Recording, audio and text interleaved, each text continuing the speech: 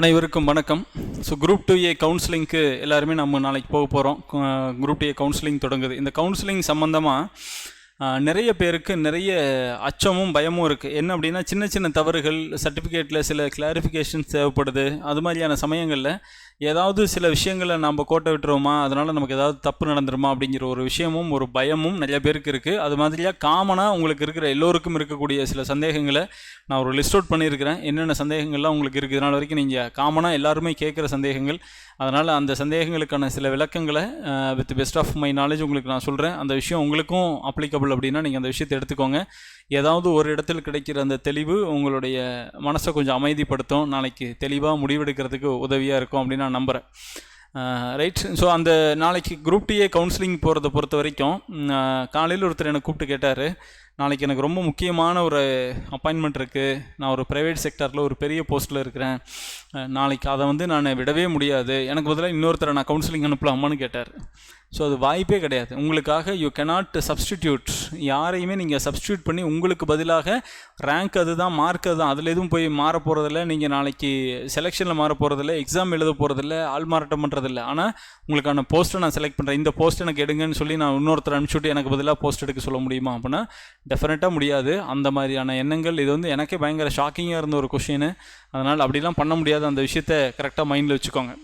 அப்புறம் நிறைய பேருடைய ஜாதி சான்றிதழ் கம்யூனிட்டி சர்டிஃபிகேட் பழைய ஃபார்மேட்டில் அட்டையில் இருக்கும், ஒரு எல்லோ கலர் அட்டையில் கொடுத்துருப்பாங்க. இப்போ இ சேவா மையத்தில் அப்ளை பண்ணுறப்போ வருவாய்த்துறையால் வழங்கப்படுகிற ஒரு A4 ஷீட்டில் ஒரு பேப்பர் கொடுப்பாங்க. ஸோ இ சேவா மையத்தில் வழங்கப்படுகிற ஜாதி சான்று தான் இருக்குது, இல்லை அட்டை தான் இருக்குது, அது வேணுமா இது வேணுமா, நான் திரும்ப அட்டை இருக்கிறவங்க திரும்ப இதில் ஜாதி சான்றிதழ் இ சேவாவில் அப்ளை பண்ணி வாங்கணுமா அப்படின்லாம் கேட்குறீங்க. அதெல்லாம் தேவையில்லை. அதுவும் அங்கீகரிக்கப்பட்டது தான், இதுவும் அங்கீகரிக்கப்பட்டது தான். உங்களுக்கு எந்த ஜாதி சான்றிதழ் உங்கள் கையில் இருக்கோ அது போதும். அதில் உங்கள் ஜாதி தெளிவாகவும் மதம் தெளிவாகவும் இருந்தால் போதும். அது மட்டும்தான். ஜாதி சான்றிதழ் அவசியமே தவிர ஜாதி சான்றிதழ் இதில் தான் இருக்கணும் அதில் தான் இருக்கணும் அப்படிங்கிற தேவைகள் கட்டாயமோ எதுவும் இல்லை. அந்த விஷயத்தை விட்டுருங்க. ரைட். நிறைய இப்போ ரெண்டாவது டவுட்டு, அட்டஸ்டேஷன் அப்படிங்கிற ஒரு விஷயம். எல்லாருமே அட்டஸ்டேஷன் வாங்கிட்டு போகணுமா, கெசட்டட் ஆஃபீஸர் அட்டஸ்டேஷன் வாங்கிட்டு போய் நாளைக்கு சமையல், அதெல்லாம் எதுவுமே அவங்க கேட்கல. அந்த மாதிரியான விஷயங்கள் எதுவும் உங்களுக்கு தேவைப்படாது. அதனால் நீங்கள் அதெல்லாம் எதுவும் பயப்பட வேண்டாம். அந்த விஷயம் தேவைப்படாது. அப்படி உங்களுக்கு அட்டஸ்டேஷன் தேவைப்படுற இடத்துல அரசின் விதிமுறைகள் இப்படி எல்லா இடத்துலையும் செல்ஃப் அட்டஸ்டேஷனே செல்லும். அட்டஸ்டேஷன் தேவைப்படுற இடத்துல செல்ஃப் அட்டஸ்டட்னு எழுதி நீங்களே சைன் போடலாம், உங்களை நீங்களே அட்டஸ்ட் பண்ணலாம். அதனால் அந்த பிரச்சனையெல்லாம் இல்லை. PSTM சர்டிஃபிகேட்டை பொறுத்த வரைக்கும் PSTM 1ஆம் கிளாஸ்லேருந்து நிர்ணயிக்கப்பட்ட கல்வி தகுதி வரைக்கும் இருந்தால் தான் நாளைக்கு நீங்கள் கவுன்சிலிங் போவீங்க. ஒருவேளை நான் 1ஆம் கிளாஸ்லேருந்து 3ஆம் கிளாஸ் வரைக்கும் நான் சர்டிஃபிகேட் ஒரு ஸ்கூலில் படித்தேன் சார், ஆனால் அங்கேருந்து நான் வாங்கலை, முன்னாடி எல்லாத்தையும் ஆமான்னு போட்டுட்டேன், இப்போ எங்கிட்ட அதுக்கு சர்டிஃபிகேட் இல்லை அப்படின்னா டெஃபினட்டாக நாளைக்கு you will not be allowed. அதனால் நீங்கள் 1ஆம் கிளாஸ்லேருந்து நிர்ணயிக்கப்பட்ட கல்வி தகுதி டிகிரி வரைக்கும் எல்லாமே தமிழ் வழியில் கல்வி பயின்றதற்கான சான்றிதழை அரசே கொடுத்துருக்கிற அந்த ஃபார்மேட்டில், அந்த படிவத்தில் நீங்கள் ஃபார்மேட்டை ஃபில்அப் பண்ணி அதில் தான் நீங்கள் பூர்த்தி பண்ணி எடுத்துகிட்டு போகணும். அதை மறந்துடக்கூடாது. ஒருவேளை நீங்கள் அரசு பணியில் இருக்கீங்க, ஆல்ரெடி நான் குரூப் 4ல் இருக்கேன், இல்லை குரூப் 1ல் இருக்கேன், எந்த போஸ்ட்டில் வேணாலும் இருக்கலாம். அப்போ நீங்கள் அந்த அரசு பணியிலிருந்து நாளைக்கு கவுன்சிலிங் போகிறீங்க அப்படின்னா கண்டிப்பாக உங்கள்கிட்ட NOC இருக்கணும், நோ அப்ஜெக்ஷன் சர்டிஃபிகேட்டு, தடையின்மை சான்றிதழ் அப்படிங்கிறத அந்தந்த துறை தலைவர்கள்ட்டிருந்து நீங்கள் நோ அப்ஜெக்ஷன் சர்டிஃபிகேட் வாங்கியிருக்கணும். ஒருவேளை நோ அப்ஜெக்ஷன் சர்டிஃபிகேட் நீங்கள் மெயின்ஸ் சமயத்தில் வாங்கியிருக்கீங்க, நீங்கள் அதை அப்லோட் பண்ணியிருக்கீங்க, அதைவே யூஸ் பண்ணிக்கலாமா அப்படின்னா டெஃபினட்டாக யூ கேன் யூஸ் இட். ஆனால் அது எந்த காரணத்தை கொண்டும் பழைய போன வருஷமோ இல்லை இந்த தேர்வுகளுக்கு இல்லாமல் வேறு தேர்வுகளுக்கு கொடுத்ததாவோ இருக்கக்கூடாது. அதை மட்டும் மைண்டில் வச்சுக்கோங்க. இப்போ நீங்கள் இன்னொன்று அப்ளிகேஷன் போடுறப்ப நான் அரசு பணியில் இல்லை, அதுக்கப்புறம் நான் ஒரு கவர்மெண்ட் ஜாபில் ஜாயின் பண்ணிட்டேன், அதனால் என்கிட்ட இப்போ நான் அப்ளிகேஷன் ப்ரிலிமினரி நான் அப்ளை பண்ணுறப்ப என்னோடய சர்டிஃபிகேட்டில் நான் கவர்மெண்ட் ஜாபான்னு கேட்குறப்ப இல்லைன்னு போட்டேன், ஆனால் இப்போ நான் அரசு பணியில் இருக்கிறேன், நான் NOC வாங்கணுமானா கட்டாயம் வாங்கணும். இப்போ நீங்கள் அரசு பணியில் இருக்கீங்க அப்படிங்கிறப்போ உங்கள் துறை சார்ந்த துறை தலைவர்கள்ட்டிருந்து தடையின்மை சான்றிதழ் நீங்கள் கண்டிப்பாக வாங்கி நாளைக்கு ப்ரொடியூஸ் பண்ணணும். அது மறந்துடக்கூடாது. அப்புறம் நிறைய பேருக்கு ரிலீஜன் எங்களோட TCயில் கொடுத்துருந்தாங்க, 10th ஸ்டாண்டர்ட் TC இல்லை, 12th ஸ்டாண்டர்ட் TC இல்லை, அந்த UG படித்த TC இல்லை அப்படின்னு நினைக்கிறேன். TC அப்படிங்கிறது கடைசியாக நீங்கள் எந்த கல்வி நிறுவனத்தில் படிச்சிங்களோ அவங்க கொடுக்குறதா உங்கள் கையில் இருக்கிற TC. அதுக்கு முந்தின வருஷத்தில் கொடுக்குற TC எல்லாம் அது இப்போ உங்கள் கையில் இருக்காது, இருக்கணும்னு அவசியமும் இல்லை. உங்கள் TC இருந்துச்சுன்னா அதில் ரிலீஜன் மென்ஷன் ஆகிருக்கும். பட் ரிலீஜனை மென்ஷன் பண்ணுறதுக்கு TC மட்டுமே ஒரு சான்றிதழ் அல்ல. அதனால் நீங்கள் அதை பற்றி நிறையா பயப்படலாம் வேண்டாம். TC இருந்தாலும் இல்லைனாலும் உங்கள் கம்யூனிட்டி சர்டிஃபிகேட்டில் ரிலீஜன் இருக்குது, மதம் மென்ஷன் ஆகிருக்கு கிளியராக அப்படின்னா அதுவே போதும். அதனால் நீங்கள் ரிலீஜன் ப்ரூஃபுக்காக TCயை ரொம்ப டிபெண்ட் பண்ண வேண்டாம். அது இல்லைனாலும் கவலைப்படாதீங்க. கிளியர். ரைட். அதே மாதிரி எல்லாத்தையும் ஏதாவது ஒரு சின்ன சின்ன கரெக்ஷன் இருக்குது சார், அதுக்கு ஏதாவது என்னை வந்து ஒரு ஒரு புள்ளி மாற்றி வச்சுட்டாங்க, புள்ளி முன்ன பின்ன வச்சுருக்குறாங்க, இனிஷியலுக்கு நடுவில் ஸ்பேஸ் இல்லை, இது மாதிரியான காரணங்களால் நாம் வந்து ரிஜெக்ட் ஆயிடுவோனா, என்னை நிராகரிச்சிருவாங்களா, நாளைக்கு நான் வந்து இந்த கவுன்சிலிங்கை வந்து ப்ரொசீட் பண்ண முடியாமல் போயிடுமா அப்படிங்கிற ஒரு கேள்வி இருக்குது. டிஎன்பிஎஸ்சியை பொறுத்த வரைக்கும் அங்கே சர்டிஃபிகேட் வெரிஃபிகேஷன் பண்ணக்கூடிய ஆஃபீஸர்ஸ் எல்லாருமே நம்மளை மாதிரி இந்த எக்ஸாம் எழுதி பாஸ் பண்ணி போன ஆஃபீஸர்ஸு தான். ஸோ எந்த ஆஃபீஸர்ஸும் அவ்வளோ ரூடாக பிஹேவ் பண்ண மாட்டாங்க. ஐயோ, உங்கள் நாளைக்கு அந்த சர்டிஃபிகேட் ஃபிசிக்கல் சர்டிஃபிகேட் வெரிஃபிகேஷன் அப்படிங்கிறதுடைய பிரதானமான நோக்கமே உங்களோட ஜென்யூன்னஸ், நீங்கள் ப்ரொடியூஸ் பண்ணியிருக்கிற நீங்கள் ஆல்ரெடி கொடுத்த தகவல்களோட ஜென்யூன்னஸை செக் பண்ணுறது, ஃபேக்ட் செக் பண்ணுறது தான். அதனால் if they are satisfied it is genuine அப்படின்னு அவங்க சாட்டிஸ்ஃபை ஆகிறாங்க அப்படின்னா டெஃபினட்டாக நீங்கள் அதுக்கான 10 days 15 days டைம் கொடுப்பாங்க. நீங்கள் கவுன்சிலிங் உங்களை பர்மிட் பண்ணுவாங்க, நீங்கள் டிபார்ட்மெண்ட் எடுத்துக்கலாம். எடுத்ததுக்கப்புறம் அந்த ஆர்டர் கொடுக்குறத மட்டும் வித்ஹெல்ட் பண்ணி வைப்பாங்க, நீங்கள் தேவையான டாக்குமெண்ட்ஸை ப்ரொடியூஸ் பண்ண வரைக்கும். மற்றபடி உங்களை வெளியில் அனுப்பிட மாட்டாங்க, அதுக்காகலாம் பயப்பட வேண்டாம். கிளியர். அதே மாதிரி நம்ம லேட்டாக போகலாம், 10 மணி ஸ்லாட்டை 11:30க்கு போய் நான் 11:30 ஸ்லாட்டோட சேர்ந்து போஸ்டிங் எடுத்துக்கலாமா அப்படின்னா இல்லை, உங்களை ஆப்சன்டீஸாக மார்க் பண்ணிடுவாங்க. அதனால் குறித்த நேரத்திற்கு 1 மணி நேரத்துக்கு முன்னாடி போயிருங்க. 10 மணிக்கு ஸ்லாட் அப்படின்னா 9 மணிக்கு நீங்கள் அங்கே இருக்கணும் அப்படிங்கிறத என்ஷூர் பண்ணிக்கோங்க. 11:30க்கு ஸ்லாட் அப்படின்னா 10:30 மணிக்கெலாம் அங்கே இருக்கிற மாதிரி நீங்கள் என்ஷூர் பண்ணிக்கோங்க. லேட் கம்மர்ஸை அவங்க என்டர்டெயின் பண்ண மாட்டாங்க, பர்மிட் பண்ண மாட்டாங்க. அதே மாதிரி உங்களுக்கு பதிலாக இன்னொரு ஆளை சப்ஸ்டியூட் பண்ணுறதுக்கும் அவங்க பர்மிட் பண்ண மாட்டாங்க.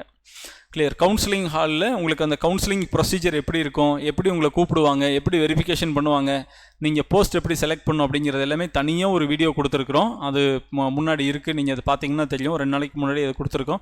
ஸோ அந்த விஷயத்தில் பாருங்கள் கவுன்சிலிங் எப்படி நடக்கும் அப்படிங்கிறது தெரியும். அதே மாதிரி கவுன்சிலிங் அப்போ என்னென்னலாம் டாக்குமெண்ட்ஸ் நீங்கள் கட்டாயம் உங்கள் கையில் வச்சுருக்கணும், எடுத்துகிட்டு போகணும் அப்படிங்கிற விஷயத்தையும் நான் சொல்லியிருக்கேன். அந்த விஷயத்தையும் ஒரு வாட்டி எல்லாத்தையுமே கிராஸ் செக் பண்ணி அந்த செட் படி எல்லாமே சரியாக இருக்குதா அப்படிங்கிறத செக் பண்ணிக்கோங்க. அப்போ நீங்கள் கவுன்சிலிங் ஹாலில் போய் ஒரு டிபார்ட்மெண்ட்டை செலக்ட் பண்ணிட்டீங்க, அவங்க ஓகே அப்படின்னு என்ட்ரு கொடுத்துட்டாங்க அப்படின்னா அவ்வளோதான், அந்த டிபார்ட்மெண்ட் தான் உங்களுக்கு. சார் மாற்றி கொடுத்துட்டேன் சார், நான் சோசியல் டிஃபென்ஸ் கொடுக்கறதுக்கு பதிலாக சோசியல் வெல்ஃபேர் கொடுத்துட்டேன், பிசி வெல்ஃபேர் கொடுக்கறதுக்கு பதிலாக சோசியல் வெல்ஃபேர் கொடுத்துட்டேன், போலீஸ் கொடுக்கறதுக்கு பதிலாக ஃபாரஸ்ட் கொடுத்துட்டேன் அப்படின்னு இந்த எந்த முறையீடுகளும் ஏற்றுக்கொள்ளப்படாது. அதனால் உங்கள் போஸ்ட்டை செலக்ட் பண்ணுறதுக்கு முன்னாடி உங்கள் போஸ்ட் நேம், அந்த போஸ்ட்டுக்கு ஒரு கோடு இருக்கும், அந்த கோடு இது எல்லாத்தையும் நல்லா உறக்க சொல்லுங்கள். நீங்கள் சொல்கிற விஷயம் கம்யூனிகேஷன் கேப்னால அவங்க எதையும் மாற்றி எடுத்துடக்கூடாது. அதனால் ஒன்ஸ் ஒரு போஸ்ட்டை உங்களுக்கு அலாட் பண்ணிட்டாங்க அப்படின்னா அந்த போஸ்ட் எந்த காரணத்தை கொண்டும் அது சேஞ்ச் ஆகாது. அந்த விஷயத்தை நீங்கள் நல்லா கவனமாக பார்த்து வச்சுக்கணும். கிளியர். அதே மாதிரி நிறைய பேருக்கான டவுட் வந்து சொந்த மாவட்டம் அப்படிங்கிறது ரெவன்யூ டிபார்ட்மெண்ட்டில் கிடைக்கும், ரூரல் டெவலப்மெண்ட்டில் கிடைக்கும். அது மட்டும்தான் மாவட்ட வாரியான வேகன்சிஸ் கொடுத்துருக்காங்க. அதனால் 100% நீங்கள் அந்த மாவட்டத்தில் வேலை செய்வீங்க அப்படிங்கிறது கன்ஃபார்ம். அதை தாண்டி மீதி எடுக்கிற போஸ்ட்டை ரைட் ராயலாக எனக்கு இந்த டிஸ்ட்ரிக்டில் தான் போடணும் அப்படின்னு நீங்கள் போய் கேட்டால் கொடுத்துருவாங்களா அப்படின்னா அப்படிலாம் கொடுக்க மாட்டாங்க. You cannot claim it self. அப்படிலாம் நீங்கள் கிளைம் பண்ணவே முடியாது. அது எந்த மாவட்டத்தில் வேகன்சி இருக்குது அப்படிங்கிறது நமக்கு தெரியாது. So other then Chennai post, secretariat post, TNPSC post, CRI post இதெல்லாம் தவிர ரெவன்யூ ஆர்டி தவிர மீதி இருக்கிற எல்லா போஸ்ட்டும் ஸ்டேட் சீனியாரிட்டி போஸ்ட்டு தான். அப்போ அந்த ஸ்டேட் சீனியாரிட்டிங்கிறப்ப எந்த மாவட்டத்தில் எத்தனை வேகன்சி இருக்குதுங்கிறத அங்கே இப்போ சொல்ல மாட்டாங்க. ஆனால் நீங்கள் இந்த எக்ஸாம் போஸ்ட் செலெக்ஷன் முடிச்சதுக்கப்புறம் உங்கள் அப்பாயின்மெண்ட் ஆர்டர் வாங்கிட்டு உங்கள் துறை சார்ந்த தலைமை அலுவலகத்துக்கு போய் இந்தந்த காரணங்களால் நான் இந்த மாவட்டத்தில் பணி செய்ய விரும்புகிறேன், எனக்கு அங்கே வாய்ப்பு இருந்தால் எனக்கு அங்கே போட்டு கொடுங்க. நீங்கள் you can request only, you cannot claim as a rights. உரிமையாக நீங்கள் அதை கேட்க முடியாது. அது உங்கள் துறை தலைமை தான் முடிவு பண்ணும். இன்னொருத்தங்களுக்கு ஒரு பெரிய சந்தேகம் ஒன்று இருக்குது எல்லாருக்கும், இந்த கவுன்சிலிங் கால் லெட்டர் வந்துட்டாவே கண்டிப்பாக ஏதாவது ஒரு போஸ்ட் கிடச்சிரும் அப்படின்னு நீங்கள் நினைக்கிறீங்க. அப்படி இல்லை. இது முழுக்க பொது போட்டி மற்றும் இடஒதுக்கீடு அப்படிங்கிற 2 கேட்டகரி தான் இந்த உங்கள் போஸ்ட்டை ஃபில்அப் பண்ணும். அப்போ முன்னாடி சார் நான் ஓவரால் ரேங்க் 5000 இருக்கேன், எனக்கு கிடைக்கல, ஓவரால் ரேங்க் 10,000 இருக்கிறவங்களுக்கு கிடைக்குது அப்படின்னா அவங்களுக்கு பிஎஸ்டிஎம் இருக்கும், இல்லை லிஸ்ட் 2 போஸ்ட் இருக்கும், ஸ்பெஷல் கேட்டகரி போஸ்ட் இருக்கும், இல்லை டிசேபிள்டாக இருப்பாங்க, பிஹெச் இருப்பாங்க, எக்ஸ் சர்வீஸ் மேன் இருப்பாங்க. ஸோ அது மாதிரியான ஸ்பெஷல் கேட்டகரி இருக்கிறவங்களுக்கு irrespective of their rank, if அவங்க வந்து ரொம்ப கீழே இருந்தால் கூட அவங்களுக்கு போஸ்ட் கிடைக்கும். அப்படிங்கிறது இங்கே முழுக்க ஒன்று பொது போட்டி, இன்னொன்று இடஒதுக்கீடு. இந்த 2 அடிப்படையில் 69 + 31% இடங்கள் இப்படி தான் நிரப்பப்படுமே ஒழிய, அதனால் கவுன்சிலிங் கால் லெட்டர் வந்துட்டதாலேயே நம்ம எல்லாருக்கும் வேலை கிடச்சிரும் அப்படிங்கிற ஒரு அஷ்யூரன்ஸ் இல்லை. இப்போ ரொம்ப பின்னாடி இருக்கிறவங்களுக்கு அது கொஞ்சம் டவுட்டு தான். நம்ம கம்யூனல் படி நமக்கு போஸ்ட் வேக்கன்சி இருந்துச்சு அப்படின்னா நமக்கு ஏதோ ஒரு டிபார்ட்மெண்ட் கிடைக்கும், இல்லைனா அது கிடைக்காது அப்படிங்கிற ஒரு விஷயத்த நல்லா மைண்டில் வச்சுக்கோங்க. கிளியர். நிறைய பேர் இந்த சர்டிஃபிகேட்ஸ் எல்லாமே 10th mark sheet 12th mark sheet இதெல்லாம் லேமினேஷன் போட்டு வச்சுருக்கிறோம். அந்த லேமினேஷனால் ஏதாவது பிரச்சனை வருமா, அக்செப்ட் பண்ணுவாங்களா அப்படின்னா, லேமினேஷன் பண்ணுதுங்கிறது எந்த காரணத்தை கொண்டு ஒரு பிரச்சனை இல்லை. அதனால் உங்களுக்கு எந்த கேள்வியும் வராது, நீங்கள் அதுக்கெல்லாம் பயப்பட வேண்டாம். Lamination is not at all problem. உங்கள் சர்டிஃபிகேட்டோட ஜென்யூனஸ் தான் முக்கியமாக ஒழிய லேமினேஷனாக இல்லையா அப்படிங்கிறத அது பார்க்க மாட்டாங்க.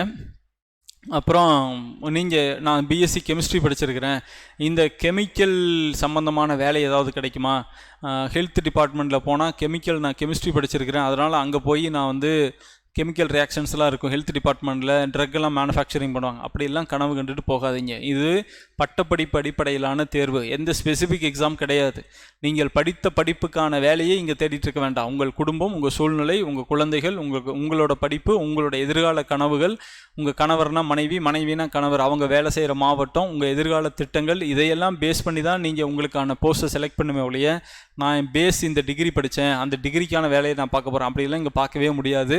நீங்கள் படித்த பட்டப்படிப்புக்கும் இல்லை நீங்கள் இங்கே படித்த டிஎன்பிஎஸ்சியில் நீங்கள் படித்த இந்த சிலபஸ்க்கும் இந்த போர்ஷனுக்கும் நீங்கள் நாளைக்கு பார்க்க போகிற வேலைக்கும் எந்த சம்மந்தமுமே இல்லை. அந்த தெளிவு முதல்ல உங்களுக்கு மைண்டில் இருக்கணும். அப்படி இருக்கிறப்ப உங்களுடைய போஸ்ட் செலெக்ஷன் அப்படிங்கிறது ரொம்ப கிளவராக இருக்கும். ரைட், அதை பார்த்துக்கோங்க. அப்புறம் லிஸ்ட்டு 2 அப்படிங்கிறதுல வந்து போஸ்ட்டு நிறையா இருக்குது, வேக்கன்சிஸ் நிறையா இருக்குது. கிட்டத்தட்ட 1100 வேக்கன்சி இருக்குது. ஆனால் 162 பேரை தான் லிஸ்ட்டு 2 கூப்பிட்ருக்குறாங்க. அப்படின்னா இன்னொரு ஃபேஸ் இதுக்காக மட்டுமே நடத்துவாங்களா அப்படின்னா அப்படிலாம் நினைக்காதீங்க. லிஸ்ட்டு 2 அப்படிங்கிறதுக்கு பெரும்பாலான போஸ்ட்டு பிகாம் எலிஜிபிள்.